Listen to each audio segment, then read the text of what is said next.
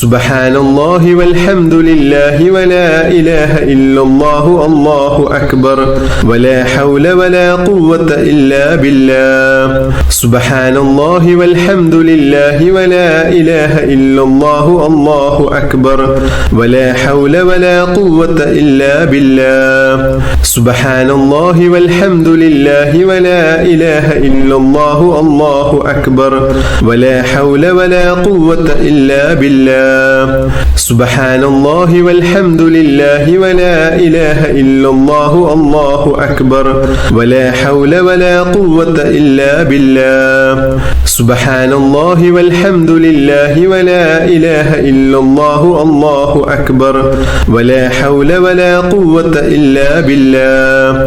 സുബ്ഹാനല്ലാഹി വൽഹംദുലില്ലാഹി വലാ ഇലാഹ ഇല്ലല്ലാഹു അല്ലാഹു അക്ബർ വലാ ഹൗല വലാ ഖുവത ഇല്ലാ ബില്ലാഹ്. സുബ്ഹാനല്ലാഹി വൽഹംദുലില്ലാഹി വലാ ഇലാഹ ഇല്ലല്ലാഹു അല്ലാഹു അക്ബർ വലാ ഹൗല വലാ ഖുവത ഇല്ലാ ബില്ലാഹ്. സുബ്ഹാനല്ലാഹി വൽഹംദുലില്ലാഹി വലാ ഇലാഹ ഇല്ലല്ലാഹു അല്ലാഹു അക്ബർ വലാ ഹൗല വലാ ഖുവത ഇല്ലാ ബില്ലാഹ്. സുബ്ഹാനല്ലാഹി വൽഹംദുലില്ലാഹി വലാ ഇലാഹ ഇല്ലല്ലാഹു അല്ലാഹു അക്ബർ വലാ ഹൗല വലാ ഖുവത ഇല്ലാ ബില്ലാഹ്. സുബ്ഹാനല്ലാഹി വൽഹംദുലില്ലാഹി വലാ ഇലാഹ ഇല്ലല്ലാഹു അല്ലാഹു അക്ബർ വലാ ഹൗല വലാ ഖുവത ഇല്ലാ ബില്ലാഹ്. സുബ്ഹാനല്ലാഹി വൽഹംദുലില്ലാഹി വലാ ഇലാഹ ഇല്ലല്ലാഹു അല്ലാഹു അക്ബർ വലാ ഹൗല വലാ ഖുവത ഇല്ലാ ബില്ലാഹ്. ലാ ഇലാഹ ഇല്ലല്ലാഹു വഹ്ദഹു ലാ ശരീക ലഹു ലഹുൽ മുൽക്കു വലഹുൽ ഹംദ് വഹുവ അലാ കുല്ലി ഷൈഇൻ ഖദീർ. ലാ ഇലാഹ ഇല്ലല്ലാഹു വഹ്ദഹു ലാ ശരീക ലഹു ലഹുൽ മുൽക്കു വലഹുൽ ഹംദ് വഹുവ അലാ കുല്ലി ഷൈഇൻ ഖദീർ. ലാ ഇലാഹ ഇല്ലല്ലാഹു വഹ്ദഹു ലാ ശരീക ലഹു ലഹുൽ മുൽക്കു വലഹുൽ ഹംദ് വഹുവ അലാ കുല്ലി ഷൈഇൻ ഖദീർ. ലാ ഇലാഹ ഇല്ലല്ലാഹു വഹ്ദഹു ലാ ശരീക ലഹു ലഹുൽ മുൽക്കു വലഹുൽ ഹംദ് വഹുവ അലാ കുല്ലി ഷൈഇൻ ഖദീർ. ലാ ഇലാഹ ഇല്ലല്ലാഹു വഹ്ദഹു ലാ ശരീക ലഹു ലഹുൽ മുൽക്കു വലഹുൽ ഹംദ് വഹുവ അലാ കുല്ലി ഷൈഇൻ ഖദീർ.